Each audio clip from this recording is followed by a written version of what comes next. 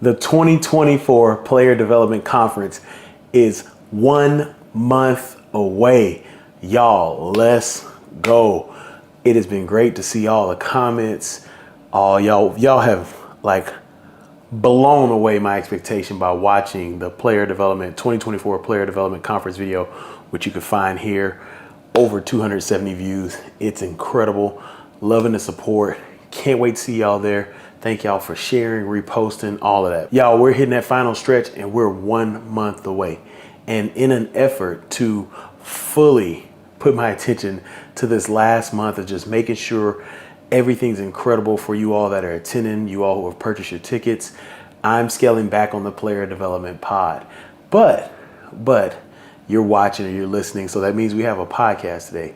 So the podcast we have today is one of the most listened to podcasts since I've been doing the Player Development Pod. And this one is from none other than Alexander Martin, the Director of Player Engagement for the Miami Dolphins. I mean, if you know Alex, a lot of you all know Alex from LinkedIn. A lot of you all are coming to listen to this because you know Alex from LinkedIn or for something. He has one of the biggest hearts in the industry. He cares so much for the people he serves, but he cares so much for the sports industry, specifically the young adults, the young professionals, those who are graduating, those who are in the early stages of their professionalism. He reposts and retweets every open sports job available. Like literally, it took like 4 months for me to see something that Alex actually posted that was his own post. But that's his heart. He literally, and he works for a whole professional organization, and he just retweets and reposts, repost, all leagues, all teams, all levels. Alex is literally the man. Like I said, a lot of you all are here listening to this because of Alex and what you've seen on, LinkedIn. I know he makes time in his schedule, like many other in this space, to meet with people. Since I've met him, he's been incredible. He's just a great, one of the best people in the business. Now, before we get to this podcast episode, which we recorded a couple years ago, but it still has nuggets that can help you today, I want to let you know that Alexander Martin will be speaking at the 2024 Player Development Conference. Yes, he's coming back. He spoke last year. He's back. He has his own session. And his session, the title of his session is called Avoiding the Internship Olympics, when full-time preparation meets full-time opportunity. I mean, that's literally what I just said about Alex earlier. Like, he is helping those who are new into the industry. And, his description when he's sending his form basically is he's talking about there are a lot of you all who listen and who ask questions. And I know a lot of you all that want to work in the professional space. And those dreams, we never want to take away anyone's dreams. But what Alex is going to talk about is how, a lot of people, and some of you all listening, go from seasonal position to seasonal position or internship position to internship position when there's full-time opportunities waiting out there for you at other levels, specifically the collegiate level. You're taking these positions hoping you'll get full-time, or you can get that full-time experience in the collegiate level and then parlay that back to the professional level. Why can Alex talk about this? Because he did it. His story is incredible. You're going to hear it. He started off at the University of Miami working with student affairs, then went to working with student athletes.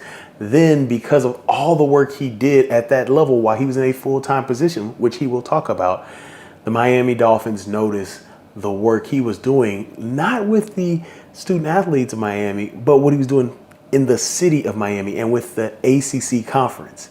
And so it's a great story for you all who are getting new into the profession, you all who are going internship, you feel like you're hitting a wall. This episode is for you. His topic at the Player Development Conference is for you. So click that link in the show notes, get your tickets. This is the last week of early bird tickets. Early bird tickets will end on April 20th. So click the link, get your tickets. And it's just, you're going to enjoy this episode. I enjoyed it when we recorded. We're bringing it back. I'm so thankful for Alex. So glad he's talking at the 2024 Player Development Conference. So, hey, thank y'all for being here. And let's listen to Alex give us game. Bye. Hello, Player Development Pod family. This is season 2, and we are highlighting those who are doing the work. And today we have Alexander Martin of the Miami Dolphins. Dade County. Y'all in Dade County? Can I say Dade County? Dade County. Dade County. Let's go. Shout Dade out. County. Dade County. So excited to have you on. I've got to know Alexander the last 4 years, 3-4 years, just the leadership you've had at N4A and just the person you are. I mean, anybody, I could reach out to you for anything, and just, I mean, my man's coming from NACTA, like 3-hour time zone shift. And he's making time for y'all, Yeah. you know, that's who he is. And I'm excited to have him on. Alexander, if you could tell us more about yourself, Mr. President. I'm still speaking that into existence, bro. Presidency is coming. University president. Everyone who knows me knows that's a staple. So definitely appreciate you having me on for season 2. You know, I thoroughly support the work that you do. So it's, blessings, man. I appreciate you. But as far as me, I'm originally from Illinois. So I've been here in South Florida for about 7 years now. And I can't lie, it's been great. The weather here is a lot better than what it is back home. But home will always be home for me. When I first moved here, I was working at the University of Miami, and I actually started in student affairs. And that was prior to switching over to UM's athletic department. I know one thing about me is I know I'll always be an educator at heart. And when it comes to student and athlete development, they both allow me to continue to pursue my passion in that. Whether it's from campus or in college athletics or here now in the NFL. Nice. So if you can kind of talk about, you talked about getting there. If you could talk about getting into the role, because you played, correct me if I'm wrong, you played at Southern Illinois. Yep. Shout out to the Salukis. Hey, there we go. Thank you for getting that right. Because people be like, yes. Yeah. So when we were, you may know her, but when I was a coach at Cy Lakes, we had she played basketball for us, Kim Nebo. And she went to Southern Illinois, and so that's when I found out about the Salukis. Listen, good people. So yes. A Saluki, for you all that don't know, from my understanding, you correct me wrong, it's a fast dog. Like it's it's the fastest breed of dog. The fastest breed of dog. Yes, it's a branch off the cheetah. But if you kind of talk to us about you going from student athlete and how you transition into student affairs. And then, all the way up to where you are now. Yeah, for sure. Even before I start that, I just want to say shout out to SIUC and SIUC only. If you know, you know. Yes. Carbondale, right? Yes, sir. But no, it's a really good question. So I think the simplest way I can put it is I picked up the phone. That's about as simple as I can put it. But I just remember going back. I remember being a college athlete and not having an office dedicated to helping me grow into the best version of myself and all the identities that encompasses, right? So out of that, I found out student athlete development existed once I got to the University of Miami. I didn't start there, but I found out it existed when I got there. And I thoroughly enjoyed the work that I was doing in student athlete development because it allowed me to assist various student athletes with the help, services, and resources they needed with their transition, whether that was coming in as a freshman, trying to figure it out as a sophomore and junior, and getting prepared for whatever was next as a senior. Like, helping them get the experience that I never got to experience myself when it comes to actual human development. And then from that, actually, I got a phone call about an opportunity to continue doing the work that I love, but now at the NFL. So at that point, the pick was in, right? When the NFL team calls, you pick up the phone. And so when you ask how did I get into this field, I literally said I picked up the phone. And I get a lot of questions. People are like, well, how did they find you? Like, where did you apply? And it's like, right. I didn't apply. I never filled out an application. And I don't say that to be boastful, but I say that to say, you just got to be ready when the phone rings. Correct. And when they called me, they were just telling me about, it wasn't the work that I was doing at like that was a bonus, but it was also the work that I was doing in various other areas. Because on top of the work that I was doing in student athlete development, I was also doing things for the ACC. I was also doing things for the NCAA. So all that encompassed that I had multiple skill sets that I was ready to use in other areas. I just needed the right opportunity to do so. And God had it that I got a phone call from the Dolphins one day. And they called me at 12 o'clock to see if I could do an interview at 2 o'clock. I canceled 3 meetings to be available for that 2 o'clock interview. I don't blame you. Yeah, ain't no meetings. My schedule was free. Thanks.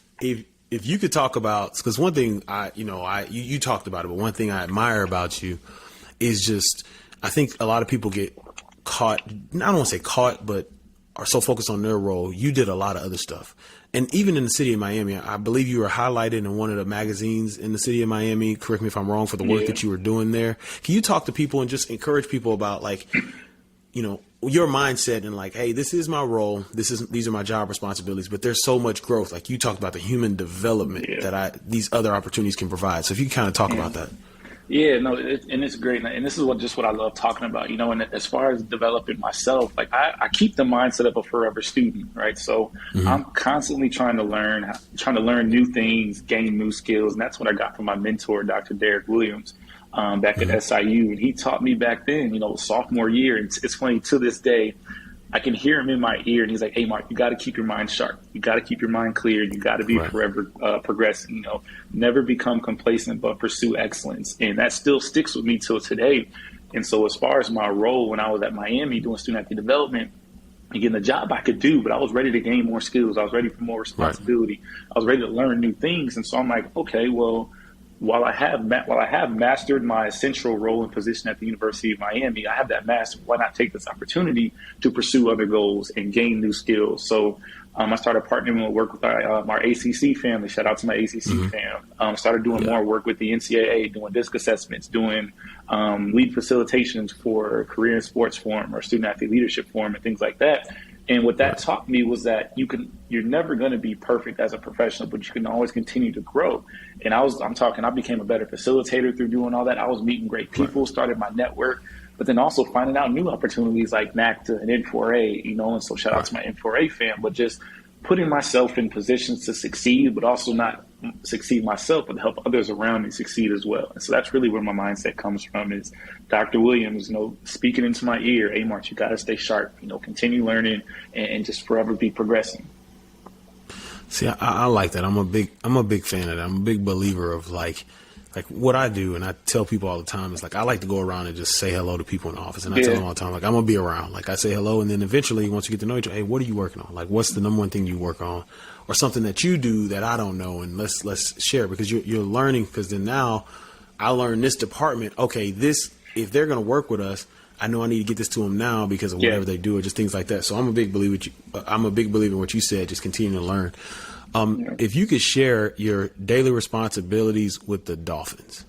Yeah. Or your overall responsibilities. Because I know daily, I understand. I get it. No, facts. We'll kind of jump into overall. So my role assists in what we call the holistic development of our players, right? So we offer our players experiences and resources dedicated to helping our players, navigate the transition, into the NFL, through the NFL, as well as life after the NFL, right? And so we kind of have a player engagement division within the NFL. We kind of coined it as prep, life, and next, right? So preparation for the NFL, life within the NFL, and what comes next after the NFL. And some things that we include in that, we have our rookie success program, we have veteran programming, as we also do some significant other and family programming as well. Because when I'm onboarding a player, I'm not just onboarding that player, I'm onboarding their family. So that's that's Uncle Ray, that's Auntie, that's little cousins, brother, sister, mom, dad. I'm bringing that. We're onboarding everybody because it is a family and it is a community. I think too, the key to it is just, as far as the responsibilities and the overall role, is just being intentional with the process, right? So, for example, for practice squad players that don't travel to away games and don't dress during home games, like what are we doing to keep them involved in addition to feeling like part of the team? And so one thing I got to do previously, I think it was this past year, was for our practice guys that didn't travel to one of our away games, I took them to a J. Cole concert that weekend, and while the team was traveling, right? So to some, it would have been like, I'm just taking players to, a J. Cole concert that was in Miami, but no, like it was a way to get the guys together for a Saturday, bring their ladies, break bread, watch a concert together, go to dinner afterwards, but it's creating engagement and community amongst the players. Because again, if you're on IR or a practice squad guy, like, the excitement of game day, you don't really get to experience that. But what can I do in my role to help them feel like, although they're not at game day, they're still supported, they're still covered, and they still have somebody looking out for them amongst everybody else, right? So it's all about building community and building engagement. And that's what we are. We are player engagement. No, I'm a big, like, that community deal is, that may be one of the most underrated things in sports, honestly. Yeah. It's just how, I don't have pro experience, but my whole deal is like the locker room. Like, these guys, when we travel and those freshmen, those red shirt, like how do we, because you fight it, right? You got the guy who's been all state, all this, played everywhere, and then they're like, oh well, the team, they're gonna go play a game, and it's like, no, like that's like it's us. Like I get it, and it's different. So I think I appreciate that. If you kind of talk about some of the differences. Yeah, because I think the family onboarding is something that I've learned, and that's consistent with everybody. But some of the differences of college athletics and pro athletics when it comes to this. Yeah, so I think for me the biggest difference in my transition has just been the time commitment. Right, so in college when you're doing student athlete development, you're working with all the teams. And you still get somewhat of your Saturdays, Sundays, your weekends off. Still somewhat of you get off at 4:30, 5 o'clock unless you have like a late night program. And you have like, sports that are in season, out of season, and things like that. But the NFL, it's a time commitment. Like it is a full-fledged time commitment. When I first started, I started the week before training camp. So people were kind of getting in at 7, 8, getting off at 4, 4:35. And I'm like, oh, okay, I can get used to this. But when training camp started, that was like 5:45 a.m. to like 8, 9 p.m. that night, every day for 6 weeks. So I'm Saturday or Sunday through Saturday, every day. Yeah. Players had, I think every 3 to 4 days, players had off. But staff and coaches, we was in there. We was in there like we had a game the next day. Here. Exactly. Yeah. We in the building. And so that's training camp. But then also you get to the regular season where we're still working every day, but it's not the time constraints isn't that strenuous. So travel day is Saturday, game day Sunday. Monday is big film review day. Tuesday players have off, but we're still in the building. And then Tuesday, Wednesday, and Thursday practice days, and you have fast Friday. But when you get to the off season, we have Saturdays and Sundays off, Friday like half day. But the period we're in right now is like the break between off season program and training camps where everyone has like 4 to 6 weeks off, no work, no nothing. So I'm in week, what is it, 2.5, 3? I'm in the middle of that, and it feels great. But for me, that the biggest difference is the time commitment. And it was a struggle at first because I remember being with family and friends watching football, NFL on Thanksgiving, Christmas, and New Year's. Well, now that I'm in the NFL, like I'm no longer with family and friends. Like I'm playing football, Thanksgiving, Christmas, and New Year's. So I really can't plan my holidays or travel schedule until the NFL releases the NFL schedule. So in a sense, I kind of don't control, when I have free time. Like I somewhat can, but I can't let my family know what I'm doing Thanksgiving, Christmas, and New Year's until the NFL schedule is released.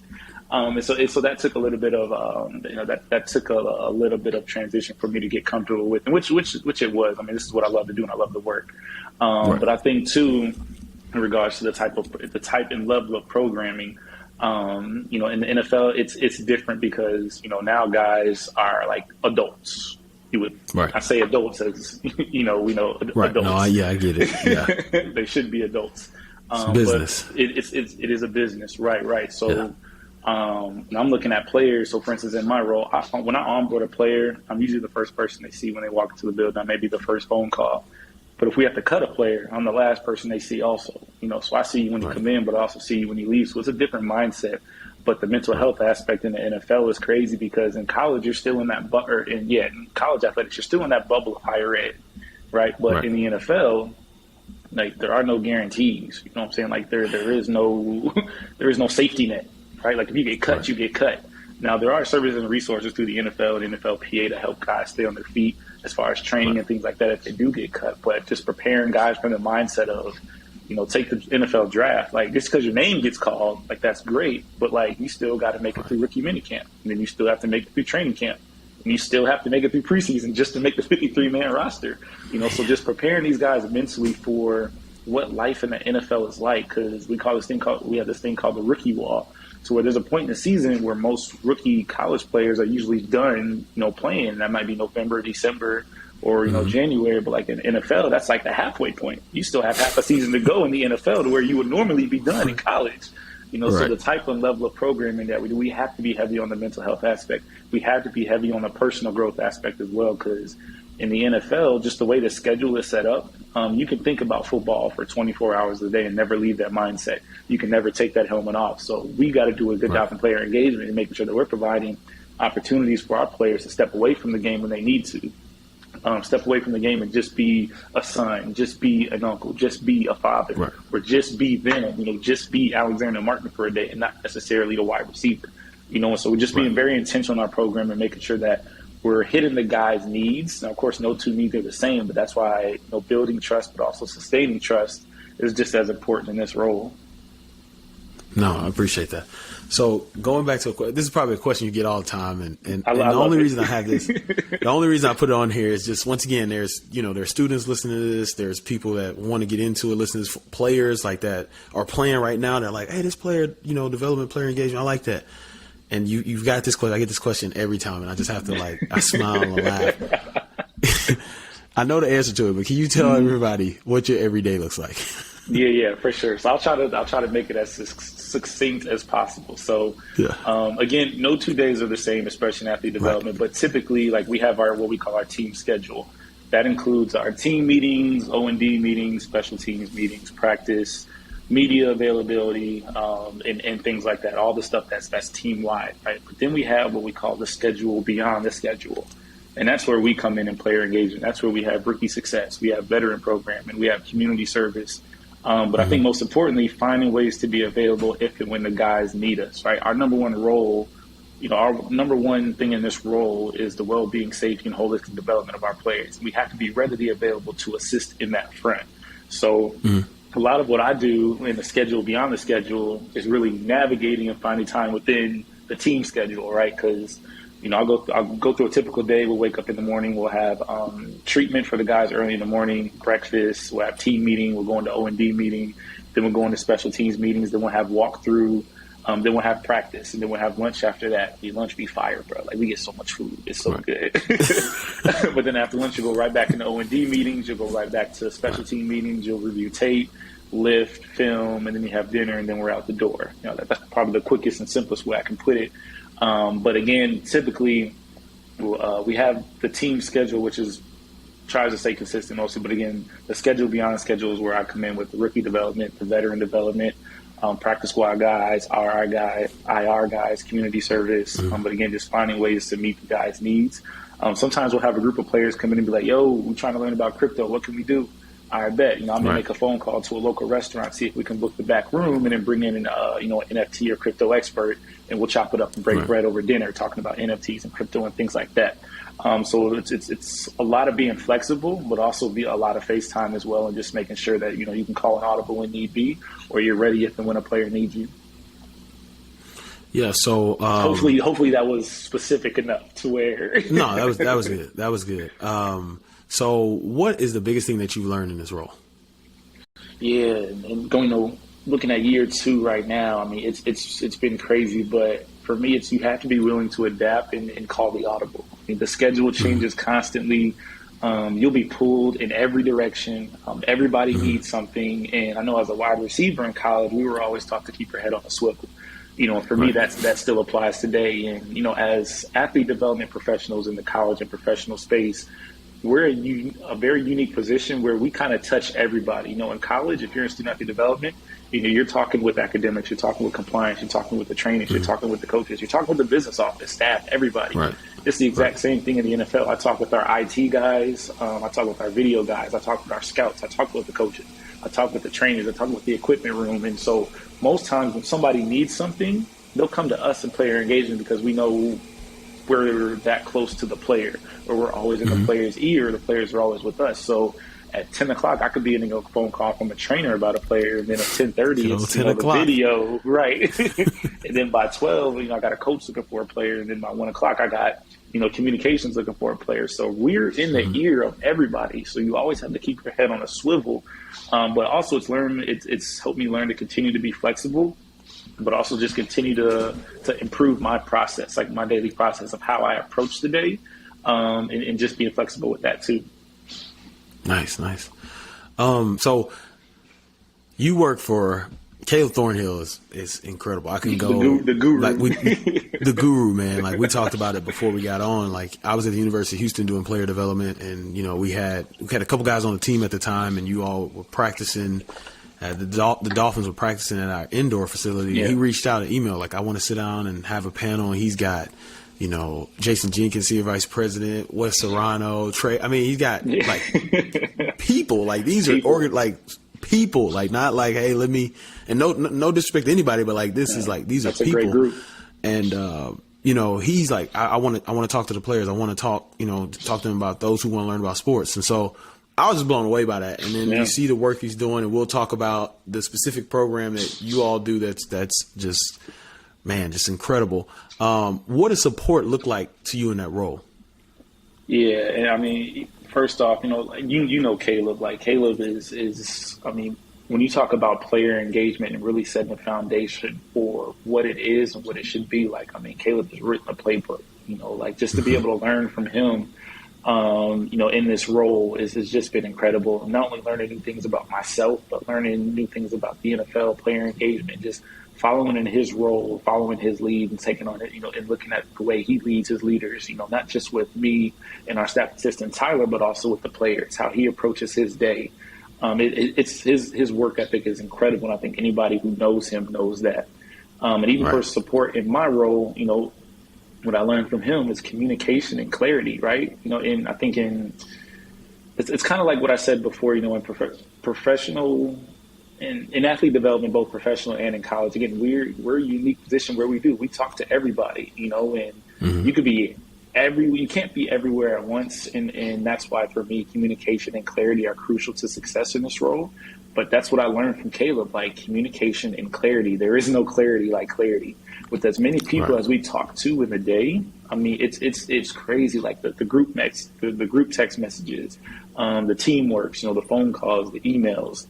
We in the course of like maybe 20 minutes, we could probably talk to the whole building on the regular. Wow. And again, with that communication, clarity, like both of those go hand in hand to have success in this role. And those are both things I learned from Caleb and just watching him go about things day by day. Nice. You all do something. I highlighted it in one of my episodes in season 1, the business combine, which is, and correct me if it's a business. The Dolphins business combine. Yeah. Yes, the Dolphins business combine. And I'll figure out the episode. I'll put it in the show notes or whatever. But I had an episode where like literally I put every single year. It's one of the most impressive things I've ever seen, just in, like you said, athlete development overall. Yeah. If you can talk about that and share as much, I know y'all share as much, just educate those on what we're talking about, what it looks like. I mean, you guys had, B Marsh up there this year. Yeah. You guys had somebody who was talking about crypto. If you could just kind of talk about the business combine for those listening.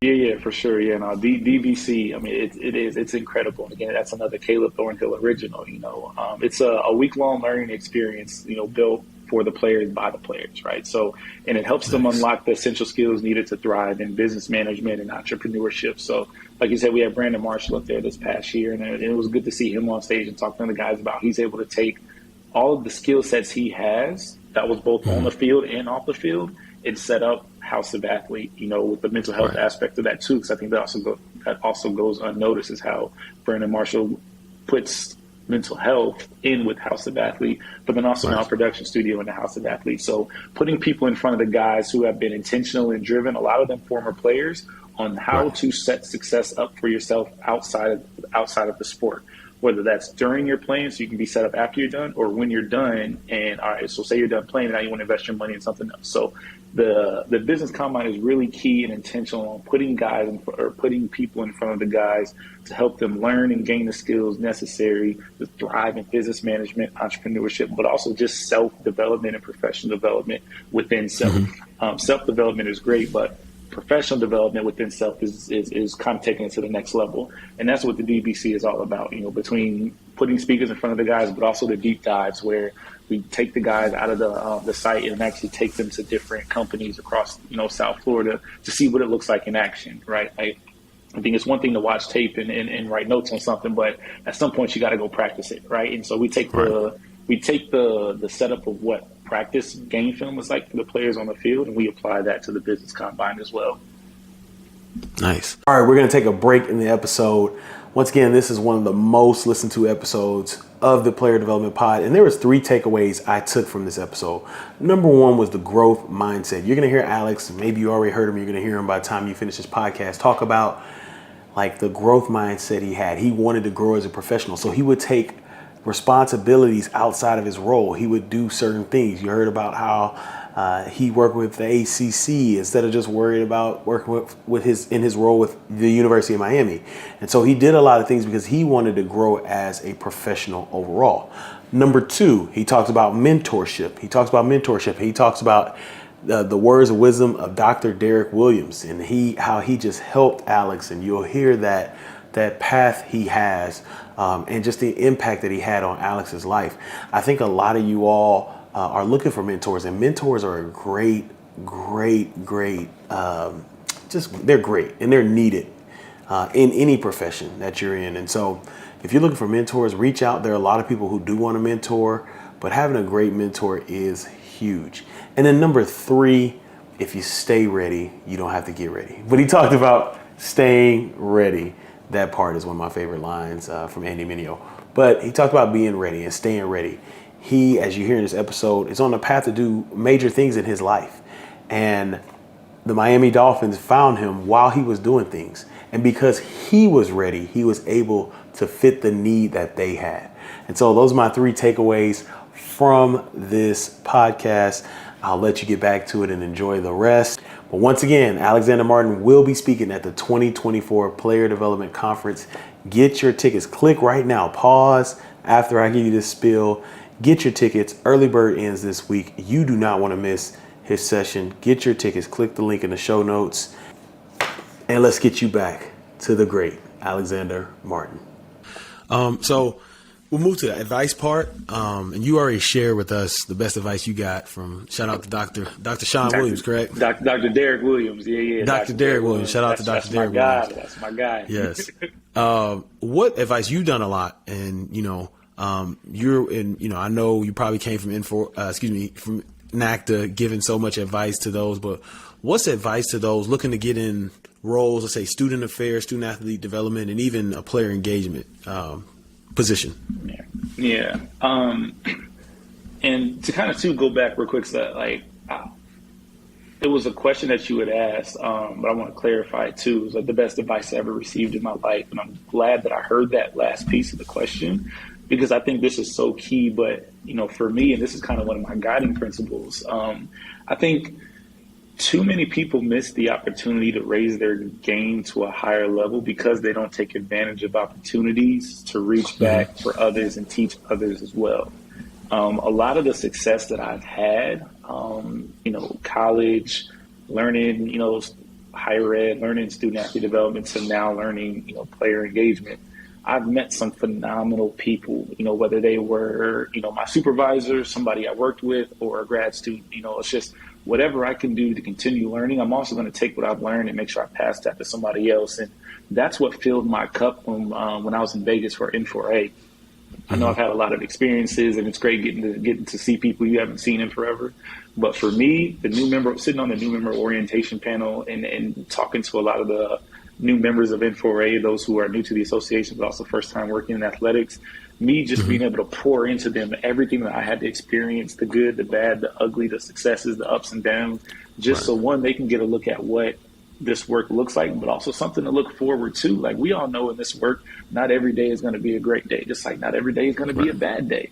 But it's the passion that we have for this work, and as far as getting into this role, I'll say student athlete development first, it's all about building relationships, but it can't stop at just building relationships. You have to sustain and maintain those relationships as well. And it's funny you ask, so player engagement specifically. This was a hot one that I often get asked about. How do I get into that role? I want to do athlete development, and I want to do it at the professional level. I want to do player development at the professional level. And I usually smile when I ask that, because it's like, I think people have to remember, for those looking to get in this role at the professional level, you got to be patient. There's only 32 roles like mine that exist total. Yes. Because there's only 32 NFL teams, right? So there's only 32 positions like mine that exist total. And they're all, as far as I'm concerned right now, they're all filled. And then when one moves, it's kind of like chess. Now everybody else is moving. Right. And so the reason I say that, again, one, if you're looking to get into this role, be patient. Again, there's only 32 of them that exist. However, find a way to get into a club or into the NFL. Then once you get in, it can be easier to navigate. So for the NFL example, I had a couple of people ask me these past couple of weeks, how can I get into player engagement? Or how can I get to the NFL? I'm like, well, start with being like, if you're like an intern or a GA or something right now and you're looking for something quick, be a training camp intern. Like training camp interns touch just as many people as player engagement. Like if you're a training camp intern, you're out on the field at practice, you're with the coaches, you're with the players, you're in the equipment room, like you're in the training room, like you're in the locker room, like you're in the area, all the areas you need to be to have people vouching for how good you are at your work. If you're putting the blood, sweat, and sweat equity in there as well.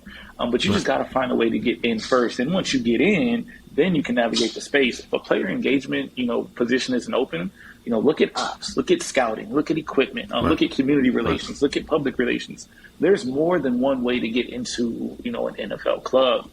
And I know when people see things like student athlete development and player engagement, they go, I want to be amongst the players. I want to be amongst the players. Well, it's hard to work for an NFL team and not be amongst the players. Everybody does that. It's just they're in different. Everyone has their own lane in doing so. Outside of the coaches, player engagement may be one of the ones that works with the players the most. But again, there's only 32 of those that exist. So again, my advice for that is be patient, but just find a way to utilize your skill set to get into the NFL, up in Manhattan at headquarters, or get into an NFL club. Look at look at ops, look at scouting, look at, athletic training, look at equipment, just find a way to get in. Community relations is a great way to start. PR, communications in general, phenomenal ways to start. But I think every time I hear that question, I can see the face of the person that's asking. They want to do just player engagement. I'm like, well, right now, right. And it's like, well, you can work up to there. Like, if you can't get it in now, I don't want you to wait until something opens. Like, go somewhere else and gain the experience first. And then when it's ready, it'll come to you. And that's what happened to me. Again, I started off in campus activities. I was planning, I was helping plan homecoming, the late night games, the pep rallies, comedy shows, the concerts. I was helping plan all of that. I was helping to plan all that. But what I got from that was I got the skills of event planning and programming and how to network and utilizing services, utilizing resources. I took all that, and it just so happened I was a former student athlete myself, packaged that up into a student athlete development role in athletics, right? And then took what I learned in student athlete development and then now turning that into player engagement in the NFL. So all I'm doing is taking the skills that I've learned along the way and packaging that up and taking it with me to my next role to help continue to add value in whatever it is that I'm doing. Long-winded answer, but I get passionate about that question because I get it all the time. How do I get into player engagement? How do I get into player development? One, be patient, and there's only 32 of my roles that exist, and they're not going to come up every day, and they're probably not going to be posted. So if you're doing the work that you should be, somebody will contact you, and I can say that because that's how it happened to me. Like, they told me, I saw, my supervisor, he called and said, I saw the work that you're doing, and it's reached here at the NFL level. I see what you're doing, and I see the work that you're doing. Would you have interest in doing that here with the Dolphins? And I said, absolutely. And again, There's to no me, doubt. I promise you, man, it was a blessing because again, I've never filled out an application. Never. I got a phone call one day because somebody saw the work that I was doing. It wasn't like I was out there advocating, I need a new job, looking for this, that. No, I'm not. It was just I was in the space learning and continuing to gain my skills, constantly learning from Sherelle Jackson, who was phenomenal and just helped keeping me on task and with professional development. And she's the one who used to sit me down and be like, yo, Alex, look at the opportunity you have here. This job found you. You didn't go out and seek it out. It seeked you out because of the work that you're doing both in this office and everything else. So again, for those looking to get in, just be patient, but try to find creative ways to separate yourself from what everyone else is doing. Yeah. And I'll share this. I don't know how many people know this, but I love your advice. The one thing I learned this because I was in a situation like you, never filled out application. So my resume, I never updated. And then I get somebody from the NFL for another position. I found out later what team it is. Mm-hmm. Literally sends me an email, hey man, I need your resume right now.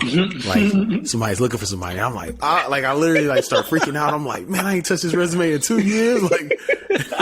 I'm just no. Right, you open it up, it's 2011. Right, dang. Right. And now I'm not saying that I would have got the job because they hired a person who's incredible at what they do. But I'm just it's a reminder to me, what you said, it's just do the work and be ready. Yeah. But yeah, I was like, man, once I saw the word resume, I was like, All right. Do you have a practical nugget that you can share, like something you do practically in your role to find success? Yeah. I'd say don't confuse activity with action. Right? Don't confuse activity with action, because you could be moving real fast and not going nowhere. And I think too, at whether you're in the college space or the professional space, it is a lot of running around. Like, again, you'll be cool, you'll making calls every day, text messages, you're talking to a lot of people. Yeah, but like, what are you doing to further develop yourself in your role, but also further develop those you are put there to help assist, right? So I could go into my role every day and just do rookie success, just do veteran programming, just do the mandatory program. Like, I could literally just check those boxes and not have to do anything else. But again, that's just activity. There's no action behind that, right? So when I go into my role every day, when I go into my office, first thing I do, when I say hi to our front desk worker, Valerie, like, phenomenal. She runs the building. I say hi, hello to her. How was your weekend? But then I'm in the locker room chopping up with the guys. Like, yo, what's good? What's new? How's the family? Like, if we're in that building, we could talk football all day. But my role isn't to talk. My role isn't solely about them and their football life. Again, I'm about the holistic development of the player. That means not only how they're doing, but also how their family is doing. Like, what am I actively doing day in and day out to continue to build trust with these guys, continue to develop these guys? That means going above and beyond my job description. That means going above and beyond just what my essential roles and duties are. Trying to find creative ways to innovate our daily work. And between me, Tyler, and Caleb, I think we do a phenomenal job in checking in on our guys. Now, we have guys that go to, different people, which is fine, but they know at the end of the day, player engagement is there to help them with whatever it is they need. And so when I say don't confuse activity with action, make sure there's intentionality behind what you're doing. Make sure there's a purpose behind what you're doing. Not just for the players, but for you too. I learn just as much from our players as they learn from me, So when we bring in financial literacy speakers for the rookies, I'm in the back taking notes myself. Like, again, I'm forever a student, and you can't be too good or too grown in your role to learn something new. Like, yes, I got the role, like, that's fine, but like, I'm still growing as a person. I'm still growing as Alexander Martin. There are still things I need to learn in order to get to that, eventual university presidency. I might be a GM one day before I get there. I'm going to speak that into existence too, but that means I just have to make sure to continue to learn all that I can while I'm in this role, to continue fine tuning and developing my skill set to be prepared for whatever that next call may be. So don't confuse activity with action. Just, make sure you're being purposeful and intentional in your role, in what it is that you do and have a passion for. I love that. So, I mean, you've discussed so much about how you take care of so many people, not only players, professionals, other people. How do you take care of yourself? Yeah, good question. I mean, I think in athlete development in general, we pour a lot into everybody else, and we have to remember to give ourselves grace and pour into ourselves too. And so one thing, I live in Miami, right? So I go to the beach often and a lot, but that helps me because it takes my mind off the game, and it allows me to feel peace in the quietness of still waters, right? So the bay and the ocean, it just never ceases to amaze me because of how calm and quiet it is. But at the same time, just the sound of the calmness, that's what I enjoy. Again, I'm from Illinois, so like, I'm not used to seeing the bay and palm trees and all that. So I go outside and get fresh Florida air. But I think too, Dr. Lacey Carmen Johnson with the Toronto Raptors, like, that's my work twin right there. Her and I got into our leadership roles within N4A at the same time, but we also came into our new roles within the NFL and NBA at the same time as well. And I just want to shout out her, because I can't tell you how beneficial it is to have somebody that knows you and understands you, but also is going through similar things, where then you can talk about, not just best practices and the work that we do. We can do that any day, but like, how are you feeling? Like, yes, like, we're on the road all the time, we're in work all the time, we're in the building all the time, but those quick check-ins, right? And like, just to have her and me in a similar position, obviously different leagues, but just to have somebody that you can kind of reach back to and just check in on, that'll check in on you as well. Because I think I've heard this one day, it was somebody said, always check on your strong friends, right? The strong friend is the one that's reaching out to everybody else, but you don't know if anyone's reaching out to them. And again, I reach out, me and Lacey talk and text often, like, even if it's a quick check-in, so when it comes to taking care of myself, I have great people like Lacey, I have great people like Lamar Pottinger, right? Like, great people like, my best friend, Nick Bates and Dr. Williams. Like, I have my group of people who check in on me regular, and it just feels good to know that people know how hard you work, but at the same time know hard work was great, but so was, peace and rest. Absolutely. Absolutely. It's interesting. Shout out to Dr. Lacey Carmen Johnson with the gyms. So she actually interviewed also, and she brought up your name and kind of the same concept. So that's come on, work twins. Come on, work twins. That's my work twin right there. We know. Yeah. Yeah. Well, I appreciate you answering that. Oh, wait, we got rapid fire. I love this. I always catch people. Let's go.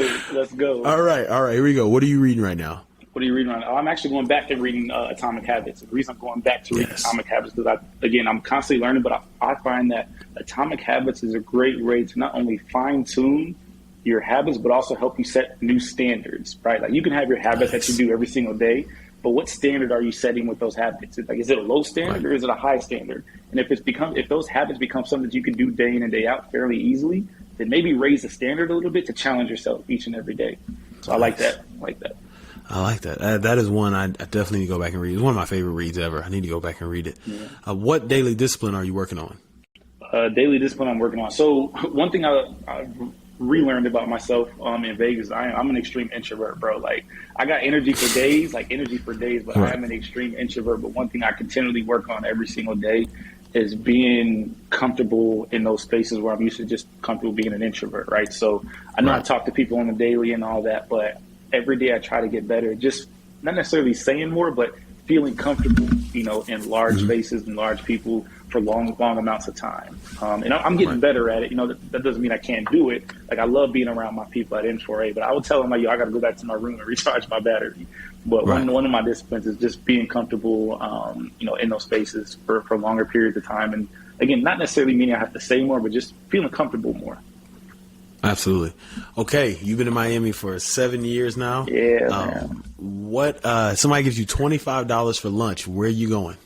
I'm going to Donna's Caribbean Cafe and getting extra oxtail on the or extra oxtail sauce on the extra oxtail gravy on the rice with the plantains, rice and peas, and I'm gonna need my extra plantains too. So I'm going to Donna's Caribbean Cafe and getting my large extra oxtail gravy on the rice. Okay. Well, if I go to Miami, I know where to I'm be going, honest, man. like it might be $27 though, so I'm gonna need an extra $2. But it'd be worth it. Definitely, it will be worth it for sure. Yeah. It'll be worth it for sure. All right, this might give you $125 for dinner. Where are you going? $125 for dinner. Dude, $125. That's a regular dinner. That's a regular dinner in Miami. Miami's expensive. I like Capitol Grill, the one that's right on the water. Capitol Grill. Nice. I'm a big steak guy. And so is it the fanciest restaurant in Miami? No, because there's a new fancy restaurant every year. But Staple Grill, Capitol Grill has been a staple for me since I've been out here. It's pretty clutch, and it's right there on the water in Brickell too. So me, I like the water. Yeah, nice. All right, if you could join a music group, past or present, who would it be? Oh, past, I'm going 112. I'm gonna be right there. I'm gonna be right there with Slim with the headband and the wristband on. Man, numbers in your pockets, like I remember when you exactly throw those things away. Yes, why do you look? I'll be right there next to Slim. I already know. I always felt like 112 was always ready for a music video and a pickup basketball game. Like I'm ready for it. What are we gonna do? We singing today or we hooping today? Either one, I'm ready. Generational talent right there. No doubt. All right, if you could co-star in a movie with an actor, who would it be? Action and comedy. So co-star in a movie with an actor. So action, I'd have to bring back my guy Chadwick, man. Chadwick like that. Talk about a generational talent. A man stood for so much. And I would do with Chadwick, I would do his movie 42. Nice. Just a phenomenal movie from start to finish, and just watch him play that role and own that role. Right. And so let's see, you said action and what was the other one? Comedy. Action and comedy. Martin Lawrence. I'm gonna say Martin Lawrence. It's just something the way that Martin carries himself just on screen. Right. It's forever funny. Right, but then I also have to sidebar with Chris Tucker too. Cause I grew up with Chris Tucker. That man is hilarious. Nice. It was interesting. I was watching something. Brother Man was saying that on that episode of Martin with the dog, like they was actually supposed to have a real dog, and he was like, they just I'm just like, man, he would have tripped out if it had been a real dog. But Bruh, between the case of the stolen CD player, but then the courtroom episode too, where he just went crazy. Goodness. Like, Judge, bruh, you gonna bang this gavel? You gonna bang this? So here's a crazy deal. I had a situation like that. So I got pulled over for speeding, and the judge said I didn't have my insurance card on me, but I was insured. So I go into the deal and I tell the judge, hey, Judge, I'm insured. I go right up to the deal. Like, hey, Judge, I'm insured. He said, excuse me, Mr. Jones, you need to sit down. I said, hold on, Judge. You need to look at these papers. I'm insured. Y'all not about to fine me this $295 because I'm insured. She said, if you don't sit down, you about to have more than the $295. And I always think about that Martin episode because I wanted to say so bad, like, Judge, you going to bang this gavel. You going to bang this gavel. I love it. And then what sport do you wish you would have played growing up? What sport do I wish I would have played growing up? I wish I would have ran track and field and took it more seriously. Gotcha. So, like, I grew up playing Pee Wee football back when you had the too large helmet and the too big shoulder pads.